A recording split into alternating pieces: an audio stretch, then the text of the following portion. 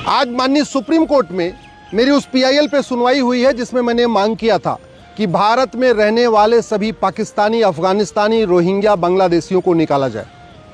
2017 में ये मैंने पीआईएल फाइल किया था और मेरा मानना है कि इस समय भारत में लगभग 6 करोड़ घुसपैठिए रह रहे हैं। इसमें पाकिस्तानी भी हैं, अफगानिस्तानी भी हैं, रोहिंग्या भी हैं और सबसे ज़्यादा बांग्लादेशी हैं। ये यहाँ इनका कागज़ भी जो कुछ बनवाए थे वो कागज़ ख़त्म हो चुका है। इन घुसपैठियों ने फर्जी आधार बनवा लिया है, फर्जी राशन कार्ड बनवा लिया है। बहुत सारे पाकिस्तानी, अफगानिस्तानी, रोहिंग्या, बांग्लादेशी घुसपैठियों ने फर्जी बर्थ सर्टिफिकेट बनवा लिया है, फर्जी एज सर्टिफिकेट बनवा लिया है।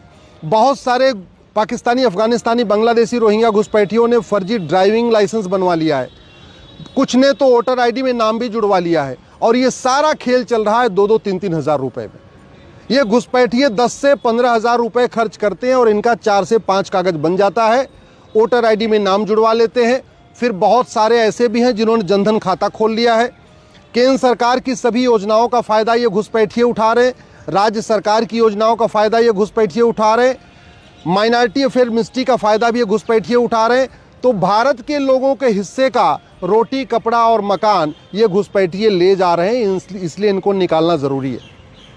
मैंने अपनी याचिका में ये भी कहा है, घुसपैठ राष्ट्र की सुरक्षा के लिए बहुत बड़ा खतरा है और जो राष्ट्र की सुरक्षा के लिए खतरा होता है उससे निपटने के लिए हमारे पास एक कानून है, एनएसए, नेशनल सिक्योरिटी एक्ट। लेकिन भारत में कोई भी राज्य सरकार घुसपैठियों और उनके मददगारों पे एनएसए नहीं लगा रही है, नेशनल सिक्योरिटी एक्ट नहीं लगा रही है।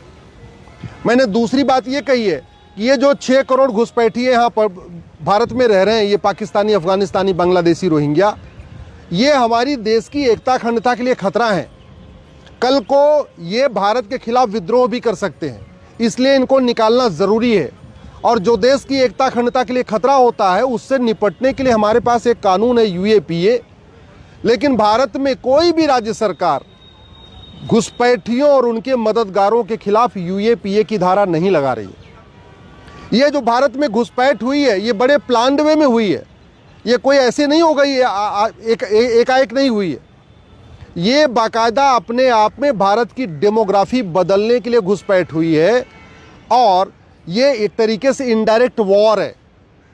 और इनडायरेक्ट वॉर से निपटने के लिए जो नई भारतीय न्याय संहिता है इसमें भी वेजिंग वॉर की धारा है। जो पुराना वाला इंडियन पिनल कोड था उसमें भी वेजिंग वॉर की धारा थी। लेकिन आज तक किसी भी राज्य सरकार ने, किसी भी जिले की पुलिस ने घुसपैठियों और उनके मददगारों के खिलाफ वेजिंग वॉर की धारा नहीं लगाई है।